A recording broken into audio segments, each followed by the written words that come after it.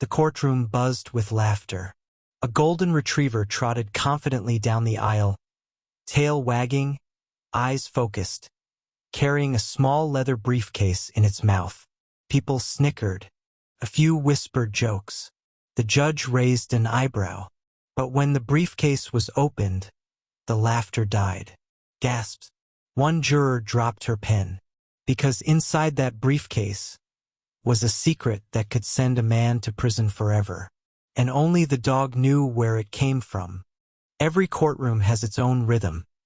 A slow, pulsing heartbeat of procedure, evidence, and argument. But this case had none of that.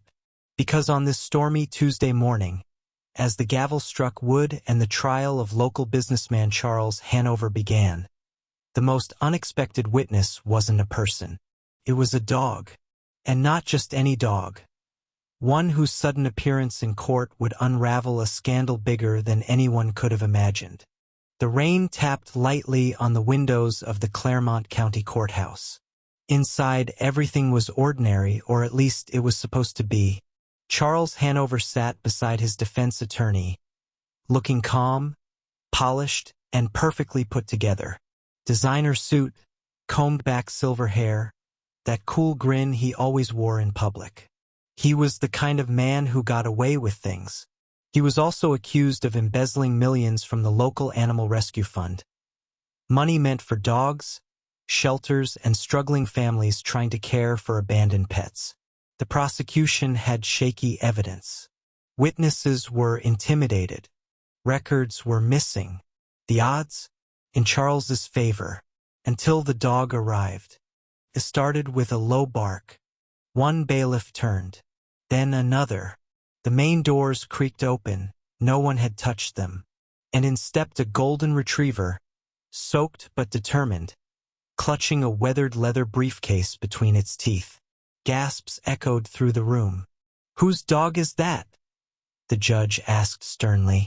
No one answered. The retriever walked right up the aisle, tail swaying rhythmically. Its amber eyes locked onto one person, Charles Hanover.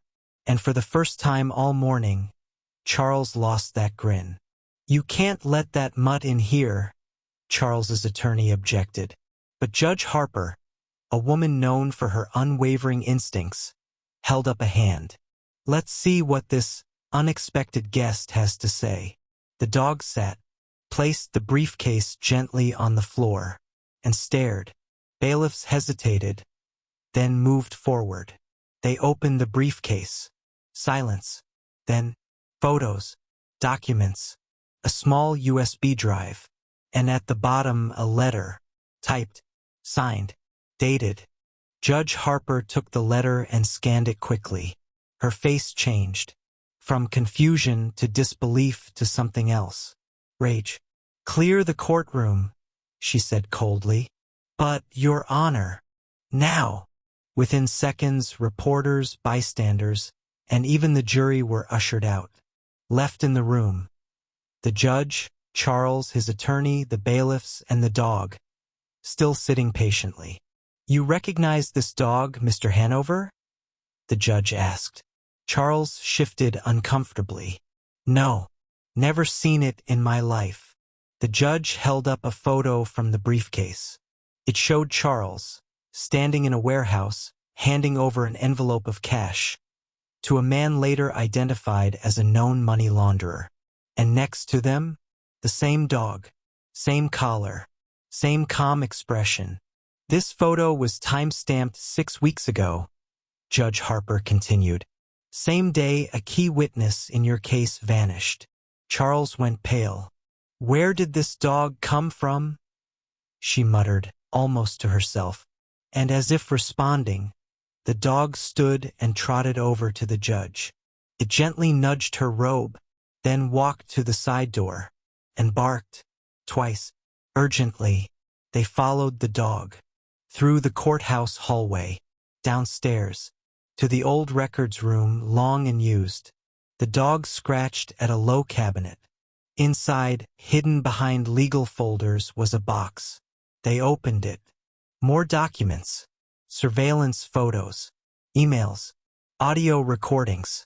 Everything tied to Charles Hanover's years of theft, threats, and lies. Evidence no one knew existed, except the dog. Back upstairs, the courtroom was chaos again. Reporters demanded answers. The jury, now recalled, sat stunned as Judge Harper addressed them. "We have received new, admissible evidence." She turned to the prosecution. "I believe you'll want to review this."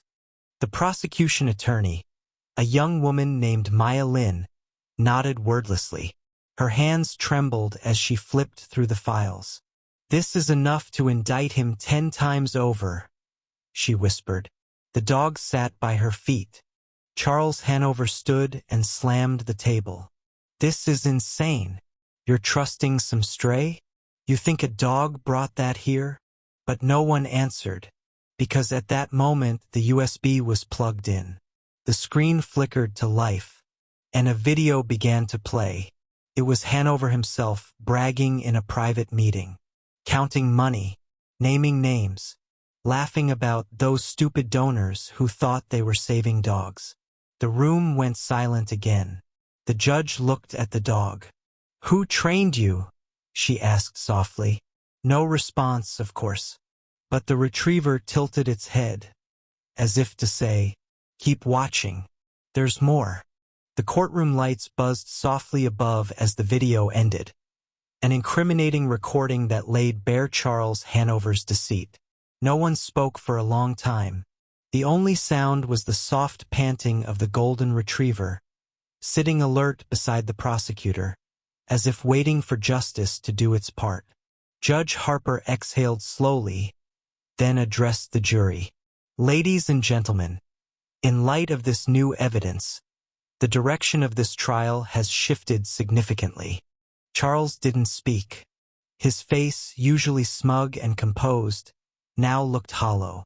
He seemed smaller somehow, like a man realizing the floor beneath him was not just cracking. It had disappeared entirely. But as dramatic as the briefcase had been, one question remained louder than all others.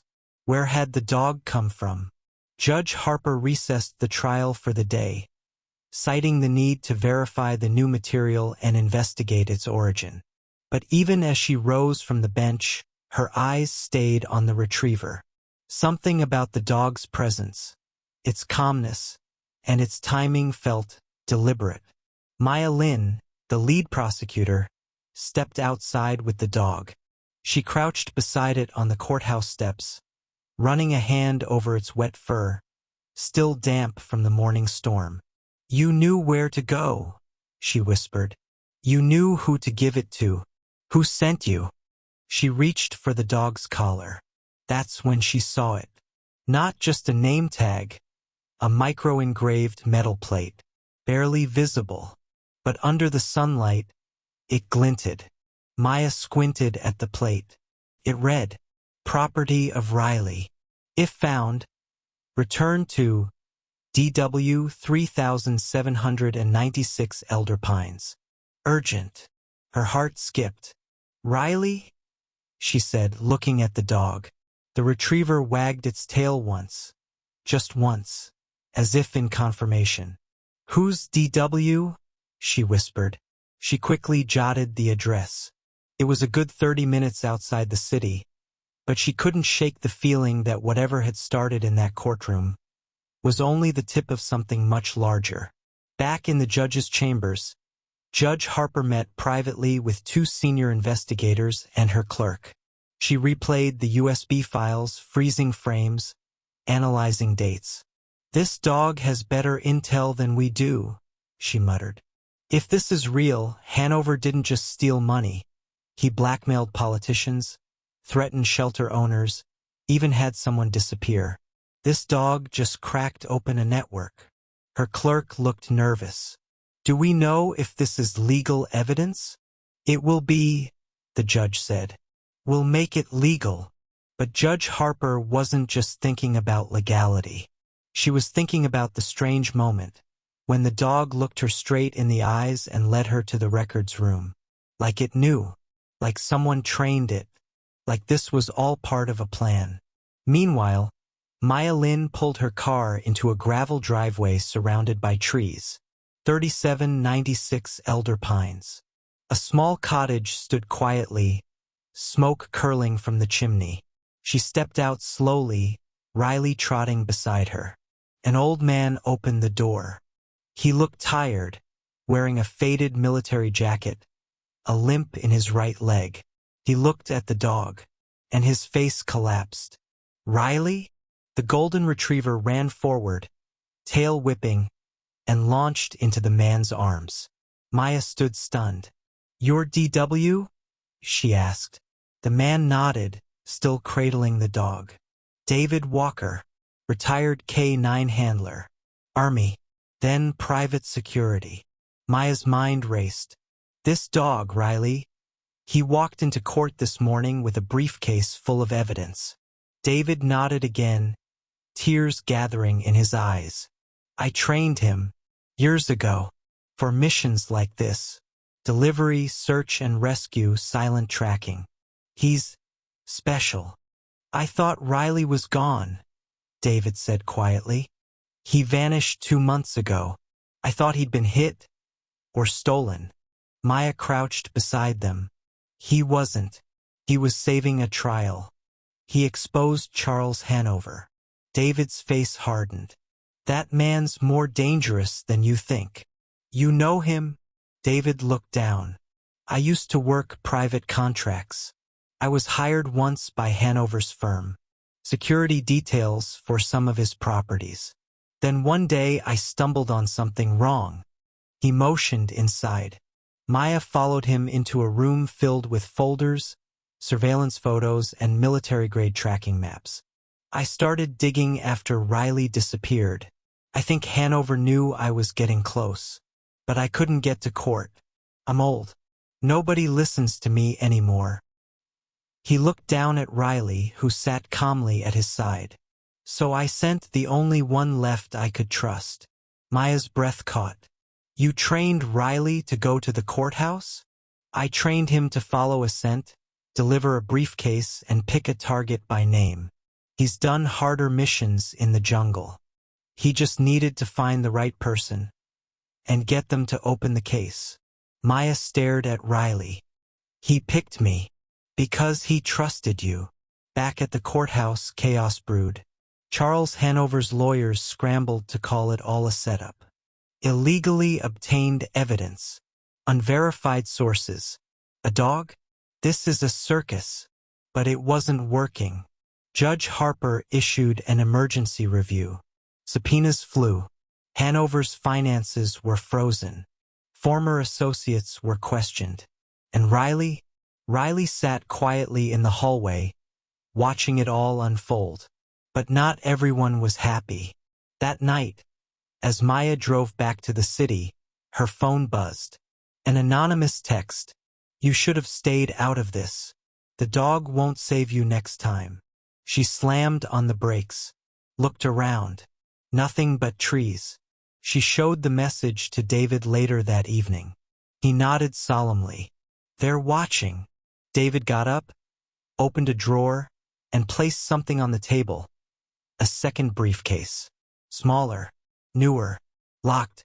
"What's that?" Maya asked. David looked at Riley. "That is for the next person he trusts. If things get worse." Riley stared at the briefcase, then up at Maya, like he already knew. The morning after the threatening text, Maya Lin woke with a cold sense of purpose. Riley had slept curled up by her front door all night, as if standing watch. She glanced at her phone again. No new messages, but the warning still hung heavy in the air. David Walker's words echoed in her head. "They're watching." At 7:42 a.m., she stepped into her office at the district attorney's building with Riley by her side, despite the strange looks from the front desk. "Ma'am, no pets," the clerk started. "He's not a pet," Maya said firmly. "He's a witness." In the adjacent chamber, Judge Harper reviewed the initial authentication on the USB drive. Forensics confirmed it was legitimate. The metadata hadn't been tampered with. The voice recordings and videos matched known associates of Charles Hanover. Nothing was doctored. She issued a formal declaration. Evidence submitted by Exhibit R, Canine Carrier, is hereby accepted as credible and court-admissible. The courtroom buzzed with murmurs. Charles Hanover didn't show up that morning. His attorneys claimed he had a medical emergency. The truth? He was already gone. Surveillance footage showed his black Mercedes leaving the city limits at 3:17 a.m., escorted by 2 unknown vehicles. He wasn't just skipping court. He was fleeing. That afternoon, Maya met with David Walker again, this time at an abandoned parking garage on the edge of town. Riley led her to him without hesitation, weaving between rusted beams and old tire stacks. David had grim news. I ran facial rec on 2 men from Hanover's surveillance team. One worked with a private firm in Belarus. The other, ex-military, dishonorably discharged. The kind of people who disappear when you look too close. He handed Maya a folder. I think this goes deeper than real estate fraud. Hanover's been laundering money through fake charities, dog rescues, ironically. That's how he buried cash and moved people. Trafficking? Maya asked. David nodded grimly. Dogs too. Any living thing with papers he could use. That's why Riley disappeared. He got too close. Maya opened the second briefcase. The one David had shown her the night before. Inside were old photos. Riley as a pup, training at military facilities, nose deep in files, bounding across obstacle courses. But tucked beneath it all was a black drive. David inserted it into his laptop. A video opened. A woman sat in a dark room, speaking in panicked whispers. Her name was Cassandra, an accountant from one of Hanover's charities. She confessed to cooking books, falsifying veterinary licenses, and signing off on shipments labeled shelter relocation that never reached any shelter. The video ended with one final sentence. If anything happens to me, the dog knows where the rest is hidden. Maya blinked. The dog knows. David looked at Riley, and Riley looked back, then got up. Without hesitation, Riley walked to a rack of maps leaning against the garage wall. He pawed at one, then another, then sat in front of a crumpled city map of Port Halden. David unfolded it. Riley's nose hovered over a location. The old shipping docks. That night, under the cover of fog, Maya, David, and a small trusted team entered the shipping district, abandoned warehouses along the wharf. Riley led the way, ignoring rats and broken crates, his head low, tail still. Warehouse 9. He stopped at the door. David and Maya exchanged a glance, drew their sidearms, and entered. Inside, cages. Dozens. Empty now but recently used. Paperwork strewn across a metal desk. Stamps. Tags. Scanning equipment. David pointed to a tarp. Beneath it, another briefcase. Riley sat beside it, staring at Maya. Inside the second briefcase, more forged documents. A list of international account numbers. A log of special transfers, with initials next to them. And one shocking entry. J.H. Judge Harper. Maya's mouth went dry. Judge Harper? She whispered. Why would? David cut in. It could be someone framing her. Or it could be real. But why help us validate the evidence if she was in on it? Riley barked once, short and low. David crouched. He's warning us. Something's wrong. Maya stood frozen. The evidence was too good. The trial too public. If someone inside the system was cleaning house, it wasn't over. They left the warehouse quietly, submitting the drive to a private analyst. But by dawn, their fears became real. Judge Harper was found unconscious in her home.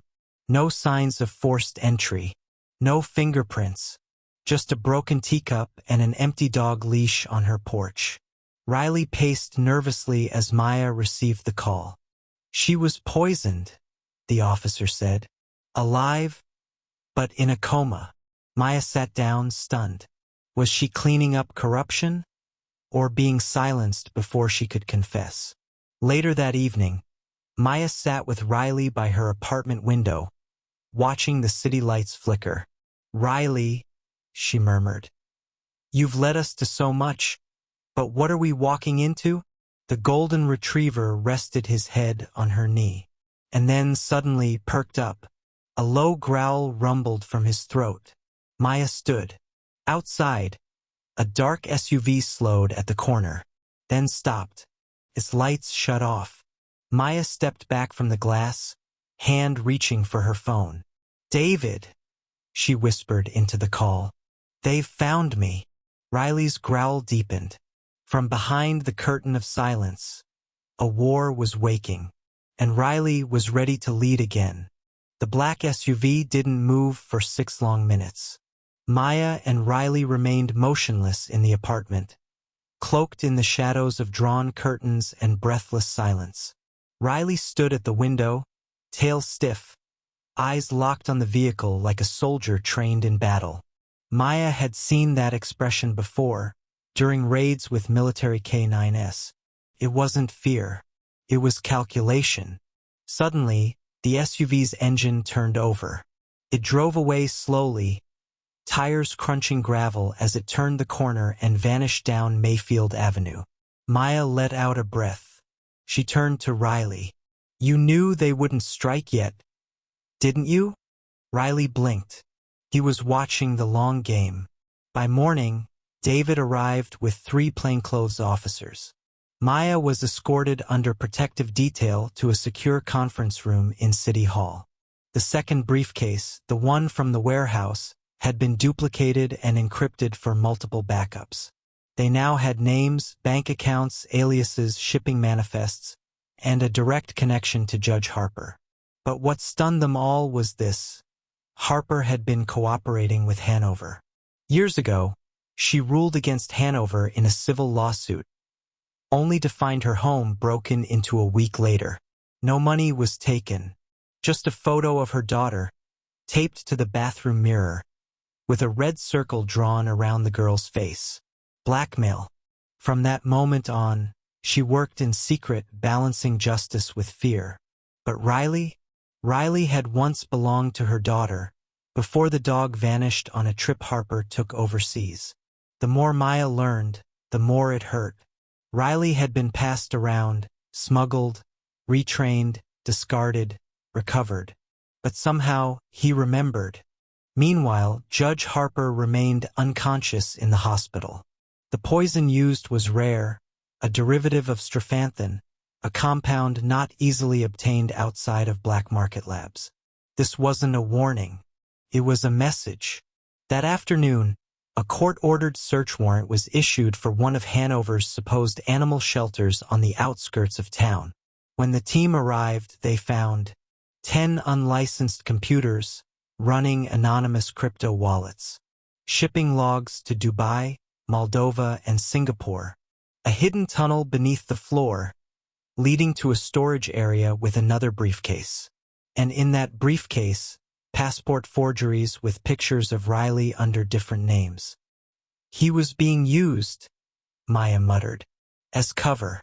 Each new ID, each new crate. He was the smokescreen. Riley sniffed the briefcase and whined, circling one of the crates. Inside, they found old files. One page stuck out, written in shaky handwriting. The dog sees everything. He remembers. He can find what we can't. Suddenly, Maya realized something. Riley wasn't just a witness. He was the last living thread connecting all the operations, the one piece Hanover had tried to erase. That evening, Maya and David met privately with the U.S. Attorney's Office. The case had now escalated beyond local corruption. With human trafficking, smuggling, fraud, and judicial interference involved, federal authorities were stepping in. But they warned her. We need Hanover alive. If he vanishes or gets killed, the network fractures. We lose the map. That night, Maya returned home, exhausted. Riley sat beside her, quietly licking her hand. But something new was in his mouth. A crumpled photo. Maya gently unfolded it. It was a picture of Hanover at a rooftop bar, with a date stamp from just 3 nights ago. The bar's location? The Bell Tower Club, a private rooftop suite above the city's oldest hotel. Riley had led her again. The next morning, under the veil of pre-dawn gray, Maya, David, and a federal team stormed the Bell Tower Club. They didn't find Hanover, but they found someone else. Hanover's wife, bleeding, weak, but alive. She had been drugged and left behind. "I was leverage," she whispered. "He said if he went down, the whole system would burn. And the dog? If you still have the dog, he's the fuse." Maya now had everything, almost, but they were missing one thing, Hanover's location. That night, Riley pawed at the map again. But instead of pointing to buildings, he went to Maya's closet. He scratched at a box she hadn't opened in years. Inside were her law school journals and an old newspaper clipping. Riley pulled it out with his teeth. It was about a land dispute, a minor legal case where Hanover had tried to buy up a forgotten water treatment plant years ago. The deal had fallen through after zoning changes. Everyone had forgotten about it, except Riley. "That's where he is," Maya whispered. "Off-grid, secluded, underground pipes, surveillance-proof." They launched a silent operation before dawn. SWAT teams surrounded the plant. Drones flew overhead. Riley, fitted with a vest cam, led the interior sweep. In the deepest chamber of the plant, behind a rusted door, Riley froze. He barked. 3 short, sharp yelps. Maya followed. Inside, Charles Hanover. Alone. No security. No weapons. Just sitting at a table holding a new briefcase. He smiled. "I knew the dog would find me." Maya approached carefully. "Open it," she said. Hanover shrugged. "You sure? Could be a bomb. Could be everything." He popped the latches. Inside, stacks of documents. Real names. High-ranking officials. Wire transfers. Confession letters. Video files. Voice recordings. And on top, a single collar tag. Riley's. "He was the loose end," Hanover said. "But you let him live." "I didn't let him live," Maya said, stepping closer. "He saved us." Hanover laughed bitterly. "That dog never forgets." As agents moved in to arrest Hanover, Riley didn't growl. He didn't bark. He simply walked to the briefcase, lay down beside it, and closed his eyes. The final piece had been found. But one question still lingered. What else did Riley know that he hadn't shown them yet? The courtroom was unlike any Maya had ever seen. Federal agents filled the pews. Reporters waited behind velvet ropes. Security was tripled. Drones monitored from above. And the walls of the courtroom echoed not just with whispers, but expectation. In the middle of it all, Riley stood. Not in a cage, not leashed, but freely beside Maya's desk, his presence legal and now symbolic. Because this time, the dog wasn't just evidence. He was a witness, and everyone in that courtroom knew it. Judge Harper had recovered. She now presided over the biggest case in state history with a steelier resolve than ever. Her voice trembled only once, when she looked at Riley and whispered softly under her breath, "Welcome home." Charles Hanover sat motionless, face impassive. His attorney moved with the arrogance of someone who'd dodged accountability his entire career. But now he couldn't dodge the truth, because inside that final briefcase wasn't just data, it was recordings, not just of names or numbers, but of conversations. One in particular shocked even Maya. "Take the dog. Train him. If he fails, we dispose of him. If he leads them to me, then the fools deserve what's coming." Hanover's voice, clear, calculated, and damning. Over the next 6 hours, Maya presented everything. The offshore accounts tied to Hanover's fake shelters. Transcripts of calls between him and corrupted court clerks. And video footage retrieved from Riley's vest cam. Footage that showed Hanover laughing as he counted stolen ID tags from traffic dogs, used to mask human shipments. But the moment that stole the courtroom was when Maya played one final clip. It was grainy, poor quality, taken from an abandoned camera found in the water plant's ventilation shaft. In it, Riley sat alone, staring at Hanover's sleeping body. He growled, then slowly walked to a small table, pawed at it, and revealed a second flash drive taped underneath. Riley had known. He didn't just find Hanover. He chose not to expose everything at once. He waited until the world was watching. That flash drive contained names that no one expected. A sitting senator, 2 media executives, and the former head of the National Canine Task Force. Maya looked at Riley with a mixture of awe and sadness. "You knew they wouldn't believe me unless they saw everything," she whispered. Riley licked her hand once and turned back to the courtroom. In the final hour of the trial, Hanover was asked if he had anything to say. He stood, stared directly at Riley, and smirked. "You think this mutt took me down?" he said. "This animal? This mongrel? He's just a tool. He doesn't understand justice. He just follows commands." Riley didn't move, but his eyes locked on Hanover, and everyone in the room saw it. A stillness. The same kind of stillness before a storm. Maya stood slowly and replied, her voice low, "He's not a tool. He's not a mutt. He's the only one in this courtroom who never lied." The jury deliberated for less than 2 hours. Verdict: guilty on all 42 counts. The courtroom erupted, not in applause, but in a stunned hush. People cried. Some clapped. One of the jurors knelt and hugged Riley. But Maya? She held the dog's collar gently and whispered, "We did it." And for the first time since the case began, Riley wagged his tail. After the trial, media swarmed the steps of the courthouse. Is the dog being adopted? What happens next for Riley? Is it true he was part of a smuggling ring? Maya shielded Riley from the flashes. David stood beside her, blocking off reporters.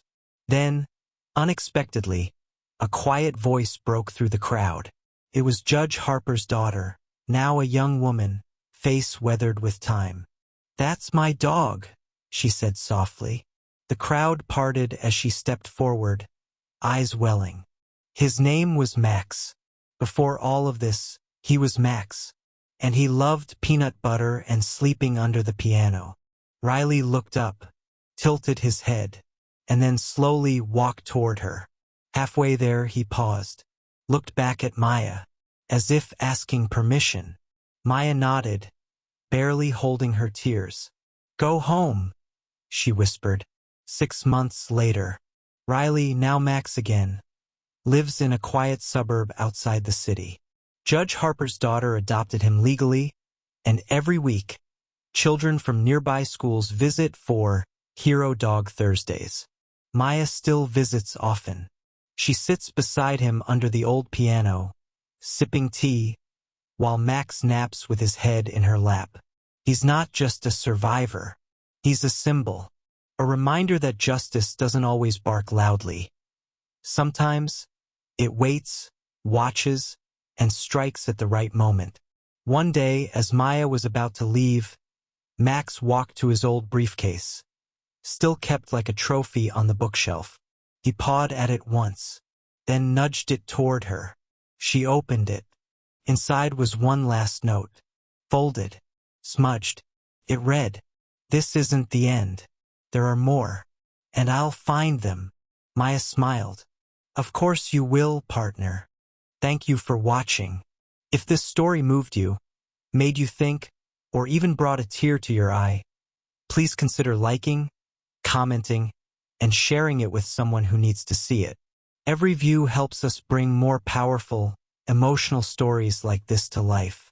Don't forget to subscribe for more real, raw, and unforgettable tales, because sometimes the ones who can't speak have the loudest voices.